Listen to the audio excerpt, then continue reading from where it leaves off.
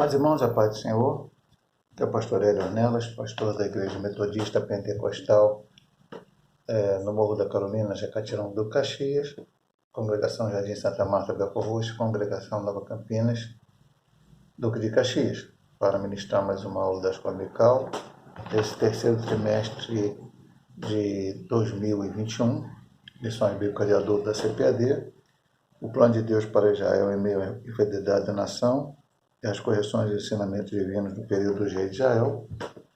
E hoje a lição 7, o ministério de Eliseu. Temos estudado, várias lições. Estudamos lá Salomão, depois a divisão do reino, Jeroboão, depois vemos com Acabe, Elias, desafio lá dos profetas, depois Acasias, agora, depois, lição passada, a transição entre Elias e Eliseu, E agora vamos começar a estudar o ministério de Eliseu propriamente dito. Então o texto diz: E disse Josafá: Não há aqui algum profeta do Senhor para que consultemos ao Senhor por ele? Então respondeu um dos servos do rei de Israel e disse: Aqui está Eliseu, filho de Safate, que deitava água sobre as mãos de Elias. 2 Reis 3:11. Verdade prática. Deus usou e ainda usa seus servos para realizar milagres. Basta ter fé e confiança no Senhor, que Ele opera maravilhas. Temos a leitura diária, que é muito importante para os irmãos fazerem. A leitura bíblica em classe, que se encontra em 2 Reis, capítulo 3, o versículo 5, depois do 9 a 11, depois do 14 ao 18. O capítulo 4, versículo 1 ao 7 e depois do versículo 38 ao 41. 2 Reis, capítulo 3. Sucedeu, porém, que, morrendo Acabe, se voltou o rei dos Moabitas contra o rei de Israel. Bateu o rei de Israel, e o rei de Judá, e o rei de Edom. Andaram rodeando com uma marcha de 7 dias o exército, e o gado que o seguia não tinha água. Então disse o rei de Israel: que o Senhor chamou estes 3 reis para os entregar nas mãos dos Moabitas. E disse Josafá, o rei de Judá: Não há aqui algum profeta do Senhor, para que consultemos ao Senhor por ele? Então respondeu um dos servos do rei de Israel e disse: Aqui está Eliseu, filho de Safate, que deitava a água sobre as mãos de Elias. E disse Eliseu: Vive o Senhor dos exércitos, em cuja presença estou, que se eu não respeitasse a presença de Josafá, rei de Judá, não olharia para ti nem te veria. Ora, pois, trazei-me um tangedor, e sucedeu que, tangendo o tangedor, veio sobre ele a mão do Senhor. E disse: Assim diz o Senhor: Fazei neste vale muitas covas, porque assim diz o Senhor: Não vereis vento, e não vereis chuva, todavia este vale se encherá de tanta água, que bebereis vós, e o vosso gado, e os vossos animais. E ainda isto é pouco aos olhos do Senhor. Também entregará ele os moabitas nas vossas mãos. 2 Reis, capítulo 4. Uma mulher das mulheres dos filhos dos profetas clamou a Eliseu, dizendo: Meu marido, teu servo, morreu, e tu sabes que o teu servo temeu o Senhor. E veio o credor a levar-me os meus 2 filhos para serem servos. Eliseu lhe disse: Que te hei de eu fazer? Declara-me que é o que tens em casa. Ela disse: Tua serva não tem nada em casa, senão uma botija de azeite. Então disse ele: Vai, pede para ti vasos emprestados a todos os teus vizinhos, vasos vazios, não poucos. Então entra e fecha a porta sobre ti e sobre teus filhos, e deita o azeite em todos aqueles vasos, põe a parte o que estiver cheio. Partiu, pois, dele e fechou a porta sobre si e sobre seus filhos, e eles lhes traziam os vasos, e ela os enchia. Sucedeu que, cheios que foram os vasos, disse a seu filho: Traze-me ainda um vaso. Porém ele lhe disse: Não há mais vaso nenhum. Então o azeite parou. Então veio ela e o fez saber ao homem de Deus. E disse ele: Vai, vende o azeite, paga a tua dívida, tu e teus filhos vivei do resto. E voltando Eliseu a Gilgal, havia fome naquela terra. Os filhos dos profetas estavam sentados na sua presença. E disse a seu moço: Põe a panela grande ao lume e faze um caldo de ervas para os filhos dos profetas. Então saiu ao campo e apanhou ervas, e achou uma parra brava, colheu dela a sua capa cheia de coloquíntidas, e veio e as cortou na panela, o caldo, porque as não conheciam. Assim tiraram de comer para os homens. Sucedeu que, comendo eles daquele caldo, clamaram e disseram: Homem de Deus, há morte na panela. Não puderam comer. Porém ele disse: Trazei, pois, farinha. E deitou na panela e disse: Tirai de comer para o povo. Então não havia mal nenhum na panela. O objetivo geral do autor da lição, ao terminarmos esse estudo, é destacar alguns dos milagres de Eliseu como confirmação de seu ministério profético. E os objetivos específicos para cada ponto é evidenciar que o Senhor zela por seu povo, demonstrar a fé e a confiança da viúva de Sarepta, sinalizar o ato de Eliseu. Vamos aqui à introdução. O ministério de Eliseu foi marcado por acontecimentos extraordinários. Como vimos na lição passada, Eliseu pediu a porção dobrada do Espírito que estava sobre Elias. E a Bíblia Sagrada relata muitos milagres de Eliseu. Alguns estudiosos dizem que milagres relatados, como falamos até semana passada, já estamos repetindo nessa lição, relatados na Bíblia. Só Jesus há mais milagres relatados na Bíblia do que os milagres feitos por Eliseu. Não necessariamente que Eliseu seja o homem que tenha feito mais milagres, talvez Paulo tenha feito mais milagres que Pedro, outros homens do Novo Testamento, mas relatado na Bíblia, pormenorizados, Eliseu, alguns estudiosos dizem que tem mais. Então, ele fez muitos acontecimentos extraordinários. Nessa lição nós vamos estudar apenas alguns aqui, ele vai dizer aqui. Nessa lição estaremos somente 3 deles. Então, o ministério dele foi muito amplo, no sentido de milagres, mas aqui nós vamos estudar nessa lição 3, o autor escolheu esses 3. Primeiro, o milagre das águas que alagaram um vale, sem que houvesse chuva. A multiplicação do azeite da viúva. E a aniquilação da morte presente na panela de ensopado servido por um dos servos do profeta. Nos 3 eventos estão evidentes a fé, a obediência e a poderosa unção de Deus sobre o profeta Eliseu. Então, o que se evidencia nesse milagre? A fé que ele tinha, a obediência dele a Deus e a unção de Deus que estava sobre o profeta Eliseu para que ele pudesse realizar esses milagres. Sempre a gente ressalta aos irmãos que o milagre é realizado através do homem ou da mulher de Deus, do servo de Deus ou da serva de Deus, mas quem opera o milagre é o Senhor. Portanto, quem mandou a água alagar o vale sem que houvesse chuva não foi Eliseu, foi o Senhor. Quem multiplicou o azeite da viúva não foi Eliseu, foi o Senhor. Quem tirou a morte na panela não foi Eliseu, foi o Senhor. Eliseu foi um instrumento de Deus com um objetivo específico em cada um desses milagres. Eliseu salva 3 reis e seus exércitos. É o primeiro ponto. Reis bons e maus. No período do reino dividido, houve a alternância de reis bons e maus, especialmente na parte do norte ou de Israel, aquela que começou com Jeroboão, que nós estudamos lá atrás. Essa distinção entre bons e maus não leva em conta apenas o modo como esses reis administravam o reino ou lideravam um povo, mas a forma como eles se relacionavam com Deus. Portanto, ao se referir a um determinado rei como mau, o autor do livro do Reis está dizendo que esse monarca, além de desobedecer e desprezar a Deus em seu culto, promovia a adoração de ídolos. Hoje, se nós formos avaliar um presidente da República, nós estamos falando de Brasil, né? Um governador, vamos avaliar um prefeito, que são aqueles que são do poder executivo, outra vez nós vamos avaliar, certamente vamos avaliar pelas suas medidas administrativas, se existe uma inflação, se existe isso, se existe aquilo, se o prefeito está fazendo obra, não está fazendo obra, enfim. A gente olha a pessoa pelo aquele que ele fez administrativamente. O livro de Reis, quando falava que um rei era mau, às vezes o rei poderia ser um rei até que fez obras, um rei que fez, até o povo poderia prosperar de alguma maneira, mas o seu contato com Deus, a sua comunhão com Deus, a sua intimidade com Deus era praticamente, podemos dizer assim, zero. Eram reis que introduziram a adoração a deuses falsos, como diz aqui o final.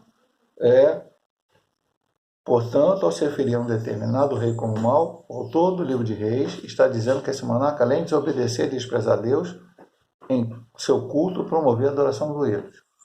Jeroboão, ele não colocou um ídolo de outra nação. Ele não introduziu o culto a Baal, culto a Zerá ou culto a outra qualquer deus. Jeroboão substituiu o Deus verdadeiro, que não se adora com imagem de escultura. Eu quero orar a Deus, eu quero falar com Deus. Preciso ter uma imagem diante de mim, que seja para falar com Deus, ou seja para me intermediar diante de Deus? Não. A Bíblia realmente diz que isso é errado, isso é idolatria. O Deus que eu sirvo, eu falo sem vê-lo. Eu toco pela fé nele, sem vê-lo. O que introduziu Jeroboão? Bezerro de ouro, e aqueles bezerros começaram a simbolizar a Deus. Idolatria. Assim como Arão fez lá, no momento que Moisés subiu ao monte, e eles acharam que Moisés estava demorando muito. Idolatria. Idolatrar uma imagem, seja de um animal, seja de uma pessoa. Por mais que a pessoa tenha sido ótima, há uma certa religião que dizem que veneram e não adoram, mas a coisa é igual, a fulano, ciclano, beltrano, não vou falar nomes aqui, e quando você vai ver a biografia desses homens, muitas vezes as mulheres foram pessoas que realmente tiveram grandes exemplos de fé, mas eram como Elias, homem sujeito à mesma paixão que nós. Homens que fizeram coisas certas e fizeram coisas erradas, portanto não podem ser adorados, não pode ser feitos pedidos a eles de forma... Bom, só isso, pastor? Não. Além de se afastar da adoração de Deus vivo, ainda colocam deuses falsos, como Acabe, como Jezabel, como Acasias, como Jorão. Adorar a deuses falsos. Mas depois, lá na frente, com o próprio Reino do Sul, Judá, Manassés e outros, que começaram a cultuar a outros deuses. Agora vamos para o ponto 2. 2. 3 reis vão à guerra contra os moabitas. Jorão, rei de Israel, que como seu pai Acabe fora reprovado pelo Senhor, lembrando que Jorão reinou no lugar de Acasias, nós estudamos o reinado de Acasias, sem ser a lição passada a outra. Acasias foi mal, reinou 2 anos e morreu. Ele não tinha filhos, então Jorão, o seu irmão, filho de Acabe, reinou em seu lugar. Então, agora Jorão reinava e Eliseu era o profeta. Então, foi reprovado pelo Senhor. Ele seguiu o mesmo caminho de Acabe, o mesmo caminho de Acasias, o mesmo caminho de Jeroboão, todas as coisas erradas. Josafá, rei de Judá, considerado um excelente monarca, em razão de promover a adoração ao verdadeiro Deus, e o rei de Edom, que era vassalo de Judá, vassalo aqui no sentido de alguém que estava dominado naquele momento por Judá. Edom era submisso a Judá. Então o rei de Judá falasse: você vai comigo àquela guerra, ele ia. Você vai fazer isso, ele faria. O que motivou a guerra foi a rebelião dos moabitas, que à época pagavam pesados impostos ao rei de Israel. Então, os reis, o moabita era servo de Israel. Eles deixaram de pagar os tributos e voltaram. O rei de Israel convidou o rei de Judá, e o rei de Judá levou junto consigo o rei de Edom, e os 3 reis resolveram lutar para reconquistar essa questão para o rei de Israel, e saíram para a guerra. Um ponto que aqui o autor não falou, mas eu vou colocar, é que, como já estudamos em lições passadas, desde a primeira lição, a lição de Salomão, depois a lição de Roboão e outras lições mais. O crente fiel ao Senhor, o crente que confia no Senhor, o crente que é submisso ao Senhor, o crente que é obediente ao Senhor, tudo na sua vida ele vai consultar a Deus antes. Já citamos aqui alguma vez em pregações que já fizemos, em estudos na igreja, um livro, e aqui nós estamos apenas fazendo uma citação. Um livro que não seja a Bíblia Sagrada é apenas um livro que nos inspira, mas não um livro inspirado por Deus, igual a Escritura Sagrada. Mas existe um livro, inclusive tem uns filmes na internet a respeito desse livro, em seus passos que faria Jesus. Quando um pastor começa a tomar uma decisão na vida dele e convida alguns irmãos da igreja, isso não é uma história real, é uma ficção, né? E essas pessoas começam a tomar decisões baseadas em quê? Jesus faria isso? Se Jesus fizesse, a pessoa fazia. Então, gente perdeu emprego, gente que estava noiva não casou mais, porque tomou certas decisões, o noivo não aceitou, e decisões profissionais, decisões de vida. Pessoas que queriam verdadeiramente seguir a Jesus, estavam dentro de uma igreja, pensavam que estavam fazendo a vontade do Senhor, mas não estavam, porque tomavam suas decisões baseadas na sua vontade. Aqui os reis saíram para guerrear. Consultaram alguém naquele primeiro momento? Não. Só foram consultar quando tiveram um problema lá na frente. Então a gente não tem que primeiro tomar uma decisão, fazer aquilo que a gente quer fazer, e depois, quando deu errado, vamos consultar a Deus. E muitas vezes a gente toma a decisão errada e ainda vai colocar a culpa em Deus. Porque Deus não me protegeu, porque Deus não me livrou, porque Deus não fez. Não, a gente tem que sempre estar procurando a direção do Senhor. Porque mesmo que lá na frente o Senhor direcionou, pastor, mas o Senhor direcionou a gente para fazer isso e aparentemente deu errado. Aparentemente, somente aparentemente. Lá eu sempre cito isso, mas vou citar mais uma vez. Precisamos sempre repetir para ficar na mente dos irmãos. Eu gosto muito de citar esse texto, cito muitas vezes. Paulo e Silas estavam prontos para fazer a obra missionária. E pensaram ir para a Bitínia. Deus falou, não vai para a Bitínia. Pensaram ir para outra parte da Ásia, se não me engano. O Espírito Santo falou, não vai. Depois Paulo tem uma visão à noite de um varão macedônio que diz, passa a Macedônia e ajuda-nos. E eles foram para a primeira cidade de Macedônia, chegaram lá, Filipos, foram orar, pregaram para as mulheres, Lídia se converteu ao vendedor de púrpura, uma maravilha. Então tudo programado, tudo abençoado por Deus, maravilha, Deus direcionou, eles estão no caminho certo. Mas, contudo, porém, entretanto, eles andavam pela rua daquela cidade, pregando a palavra de Deus, e uma jovem que tinha um espírito de adivinhação, e atrás dele dizendo, esses homens são servos de Deus vivo.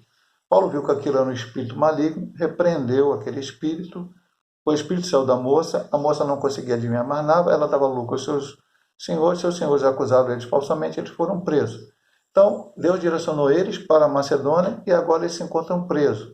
Ah, pastor, está vendo? Deus mandou ir para lá, ele pediu a direção de Deus, Deus direcionou ele. E agora deu tudo errado? Não. Deu errado nos nossos olhos. Mas os olhos de Deus não, e graças a Deus que os olhos de Paulo não. Porque meia-noite Paulo e Silas cantavam e oravam a Deus, veio um terremoto, abalou a prisão, as portas do cárcere se abriram, o carcereiro pensou que os presos tinham fugido, pensou em se matar. Paulo e Silas, vendo isso, disseram para não se matar, os presos não tinham fugido. Ele entrou na prisão, perguntou como que poderia ser salvo. Paulo e Silas falaram para eles que ele precisava aceitar Jesus e seria salvo ele e a sua casa. Ele então aceitou a Cristo, levou eles para a sua casa e foi pregado e toda a família dele foi batizada. Então, na direção de Deus, muitas vezes as coisas não acontecem como a gente quer. Mas Deus está no controle e Ele vai dar a solução. Fora da direção de Deus, vou para o meu jeito. Só a misericórdia, como aconteceu nesse caso, que nós vamos ler no ponto 3 aqui. A predição de Eliseu se cumpriu. Respeito a Josafá, Eliseu, cheio do poder de Deus, previu que águas em abundância alagariam milagrosamente toda aquela região, sem ação dos ventos e sem chuva. O Senhor não apenas realizaria esse milagre, mas também lhes entregaria a vitória sobre os moabitas. Eu sei que a gente já acabou de ler, mas eu vou só repetir para os irmãos. Os 3 reis foram caminhando e chegaram no lugar, não tinha água para o gado, não tinha água para eles. Eles pensaram, agora nós vamos perecer na mão de Moabita. Josafá, que era temente a Deus, rei de Judá, fez a seguinte colocação, não tem nenhum profeta que possa nos direcionar o que Deus tem a falar para nós, já que não pediram orientação antes, agora diante do problema, foram pedir orientação. E aí Josafá, e aí foi dito, olha, tem aqui o Eliseu que molhava as mãos de Elias. Então veja, meu amado irmão, que Elias, ainda morto, estava dando a Eliseu, como sendo ele aquele que o orientou, como vimos semana passada, aquele que o ensinou, aquele que foi o seu antecessor e o levou a essa continuação. Elias estava ali dando aval, já morto, né? Aquelas pessoas, esse aqui era o que trabalhava com Elias. Então, Elias foi muito usado por Deus. Este homem também, certamente, é um profeta de Deus. Eliseu veio, tocou lá um instrumento, ele profetizou. Ele disse, faz muitas covas, versículo 16, porque não vereis vento, versículo 17, não vereis chuva, todavia esse vale se encherá de água, e beberei de vosso gado e vossos animais. E ainda, esse é pouco, o Senhor também entregará eles, os moabitas, nas vossas mãos. Pastor, e como é que Deus entregou os moabitas?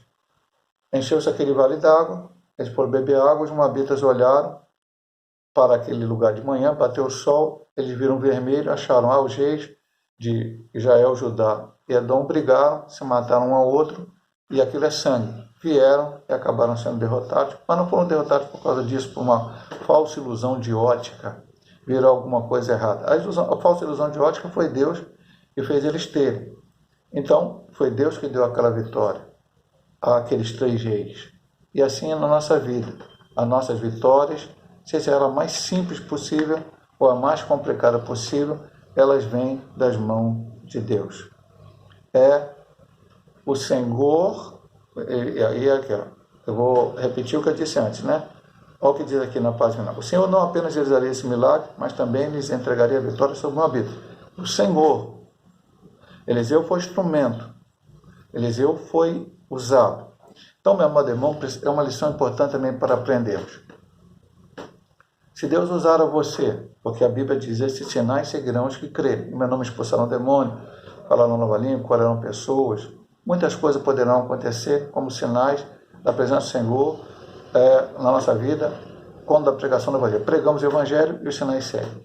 Então, veja bem, meu amado irmão, se Deus usar a você para que alguma coisa aconteça, alguém seja curado, o demônio seja expulso, um demônio, outro milagre, acontece até uma multiplicação de alguma coisa, foi Deus que fez o milagre.